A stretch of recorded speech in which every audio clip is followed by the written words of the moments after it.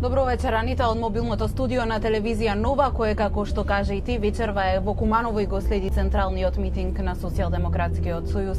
Иако веднаш по нашето пристигнување тука се соочивме со проблеми првенствено од полициските службеници кои дојдаа да ја легитимираат телевизијата, а екипата на телевизија Нова која допатува со ова мобилно студио да известува од митингот на Социјалдемократскиот сојуз и покрај тоа што нашето возило, нашиот автобус е брендиран и во изминативе 2 недели постојано на секој митинг на најголемите политички партии известува и е стационирано веднаш до бината. Денеска полициските службеници ни побараа документи, лични документи, пробаа да не легитимираат, односно веќе не легитимираа. Веднаш откако тие го напуштија мобилното студио, тука пристигна обезбедување на опозицијскиот лидер Зоран Заев, кој исто така колешката Јана Јосифовска веќе се ви раскажа, кој ни кажа дека ова мобилно студио е потенцијален ризик и дека се потребни 50 полициски службеници за да го обезбедат овој автобус и не замолија потоа културно да го поместиме нашиот автобус. Иако им кажавме дека поради нашата техничка опрема, ние секогаш на сите митинзи сме сместени веднаш до бината, заради тоа што ни е потребна електрична енергија и интернет со цел да можеме да известуваме од митинзите.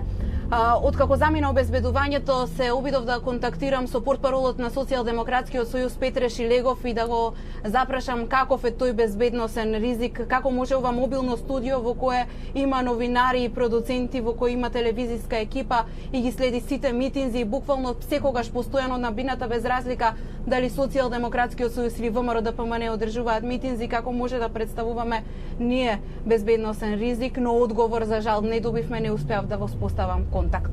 Како и да е, доколку имам некој одговор во некој од наредните информативни блокови ќе ве известам и за тоа, а вечерва мој соговорник со кого ги анализираме поентите, случувањата на политичката сцена во Македонија, кампањата и изборите закажани за 11 декември, говориме за очекувањата од изборите. Мој вечерашен соговорник е професорот Зоран Петрушевски, професор по социологија во гимназијата Гоце Делчев во Куманово. Добро вечер, ви благодарам што ја прифативте мојата покана. Добро вечер на вас и на вашите гледачи. Наистина ми е драго што сум ваш гостин денеска. Професоре, првенствено би сакала да ве прашам за она со кое ние вечерва се соочивме како телевизија, екипата на телевизија Нова, дојдоа тука полициски службеници, не легитимира и веден ваш коментар, вие сте стар Кумановец, сте биле дел и од советот на општината, дали е ова вообичаено вака да се постапува со телевизиски екипи, особено кога имаме со нас брендирано возило? Навистина, јас немам објаснение зашто вака она што ние кумановци велиме на оштро и на прва топка постапија вака како што постапија, но веројатно како одминува кампањата, нервозата си го прави своето, па да се надеваме дека е ова само некоја случајност. И јас како кумановец, што кажавте, еве длабоко ви се извинувам, навистина овој автобус и ова ваше покретно студио како една новина во политичкото живење на Македонија, вака да ги пратите, темелно да известувате, е навистина прекрасна работа и да се надевам дека оваа мала непријатност која нема да се повтори. И јас искрено се надевам. Ајде, професоре, да почнеме со она што предпоставувам многу ги интересира сите граѓани, особено оние кои не се од Куманово. Каков е со животот тука? Како се живее во Куманово и по сите оние случувања кои неодамна беа тука во Куманово и на кои чинам сите ги погодија? Па така, како не. За жал, Куманово минатата година беше во центарот на вниманието, не само на Македонија, би рекол дури на целиот свет, затоа што навистина се случи нешто што можеше да бидне со катастрофални размери. Видите, ако ги гледаме работиве вака, како од граѓански аспект, како жител на овој град и така натаму, едноставно може да кажеме, па добро е, состојбата се е во ред, си живееме секој со своји проблеми, со своји маки и така натаму, без обзир на етничката припадност и така. Но навистина мора да подсетиме, ако ги гледаме работите малку социолошки, тогаш ќе видиме некои работи кои што обичните луѓе не може да го видат. А тоа е, например, она што е светот оваков каков што е сега. За нас социолозите светот се наоѓа во една цивилизацијска војна во која што токму религиските припадности на луѓето стануваат главното обележје по кое што се они групираат во разни цивилизации. Сите они имаат своји така речени срцевински држави. Нормално сите знаете, една голема маса на луѓе во светот е групирана околу соединените држави како носител на таа западна цивилизација. Друга огромна група на луѓе се сконцентрира, се врзува околу Русија како носител на онаа втора православно христијанска цивилизација. Тука ќе ги редам и кинеската и така натаму, но овдека во овие простори екзистира и онаа третата муслиманска цивилизација која што си има своји обележја, карактеристики и своја позиција на светската сцена. Ние овдека во Македонија цела знаеме, а и во Куманово посебно, се наоѓаме на простор каде што овие две култури се судираат, се во контакт, а според теоријата за цивилизацијскиот конфликт, таму каде што се судираат, каде што се допираат културите, постои опасност од конфликти и така натаму. Ние, еве не сакајки, но веќе тоа го искусивме и 2001 година и потоа, а она навистина што беше минатата година беше едно подсетување дека опасноста постои, дека е тука, дека во секој момент може да ја подигне атмосферата до ниво на вриење, што се вели. Пресреќни сме, презадоволни сме баш поради реакцијата на нашите безбедносни структури кои што таа работа навистина со жртвите за кои што сите жалиме, но факт е дека ја стопира таа работа и после тоа навистина Куманово се снајде, ја би рекол, шампионски. Навистина многу бргу градот си влезе во свој еден нормален ток на живењето и навистина, повторно ќе кажам и она што го кажа преска, човек од страна кој ќе дојде буквално не може да забележи, да примети некоја нервоза, некоја напнатост.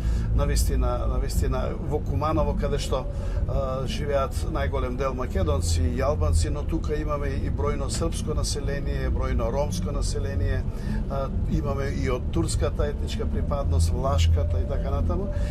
Буквално човек од страна не може да примети некои проблеми, а нормално реков и од моја гледна точка сега како најобичен граѓанин кој што тука живее со своето семејство, никакви проблеми, ниту некои физички пресметки, закани, такви работи навистина нема. Сите си го живееме својот живот нормално со своите маки, проблеми и радости во животот. Професор, ајде малку една анализа со оглед на тоа што сте по струка социолог. Еве ги гледаме политичките програми и на ВМРО ДПМН и на СДСМ, вечерва СДСМ митинг тука, утре ВМРО ДПМН ви доаѓаат во вашиот град, во вашиот крај. Каква е позицијата на левицата, каква на десницата и каде се тука малите партии во целава оваа приказна? Така некако Куманово излегува многу важен град, многу важно општество, така да и двата големи политички блока своите настапи ги оставија за пред крај на кампањата, што така нас во Куманово не прави тоа малце горди дека сме некој важен фактор во нашата држава и добро е што е тоа така. Кога станува збор за програмите на представниците, еве така условно на левицата и десницата, мада тоа е многу тешко кај нас да се прави таква поделба што е вообичаена во светот, но ние сме млада демократија, млада држава, нормално е дека некои вообичаени стандарди нема познати во светот, нормално дека нема да одговараат кај нас. Во принцип, социолошките и политичките анализи кажуваат дека левите ориентации, левите идеологии, левите партии се во една криза на светско ниво и европско ниво. Токму поради овие причини што кои преска зборува за некои судири светски така натаму, некако е логично дека десницата која што е застапник на националните интереси ќе биде во предност. Така е и околу нас, насекаде, нормално дека и тоа е кај нас. Левицата кај нас сега представена преку Социјалдемократскиот сојуз, според моје мислење, има еден, ја би рекол, антрополошки недостаток во смисла нема регрутација на нови луѓе кои што би застанале позади таа идеја, па некако ми се чини токму во таа смисла раководството на СДСМ побара нови луѓе, ново членство. Од една страна тоа беа граѓанските здруженија кои што се вклучија, кои што најдоа некој заеднички интерес, кои што граѓански здруженија, поштено да кажеме, се во најголем дел од една групација која што е така малце финансирана, подпомогната од еден извор кој што знаеме од каде доаѓа и така. Но кога и тоа им беше малку, левицата, односно Социјалдемократскиот сојуз, побара уште човечки материјал, што се вели, во ликот на дел од албанските граѓани, кои што проба да ги измотивира да застанат позади неја со своите нормално барања, идеи, концепции, визии за некоја кантонизација, федерализација на нашата држава, што пак од друга страна нормално наиде на жестоко спротивставување од страна на десницата и луѓето во десницата, повторно кажувам, условно кажано, предводена од ВМРО ДПМНЕ, сосема нормално застана на позициите на одбрана на националните интереси, сметајќи дека таквите размислувања за некоја кантонизација или федерализација така натаму длабоко ќе направи рез во националните интереси на македонскиот народ.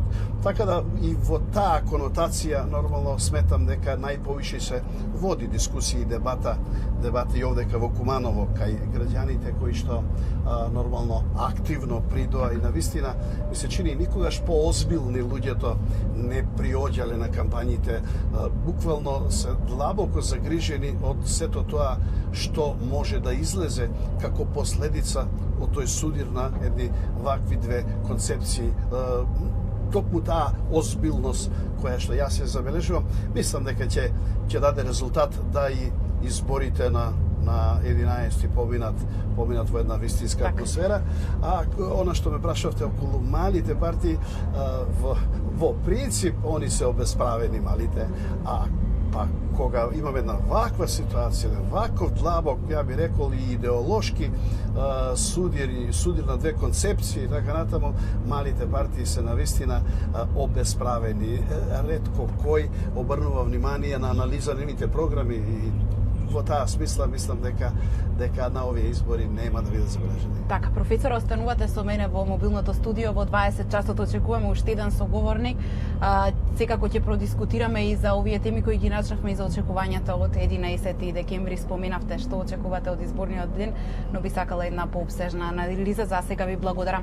Анита, тука се одјавувам. Повеќе од 5000 километри има поминато ова мобилно студио. До сега сме немале никакви проблеми на ниту еден митинг и при извршувањето на нашата работа. Се надеваме дека вечерва дека проблемите тука ќе завршат и дека ќе успееме до крај да си ја завршиме својата работа. Секако барам вклучување повторно во 20 часот, кога очекувам уште еден соговорник. Станува збор за поранишниот пратеник Јордан Пачков. Студио.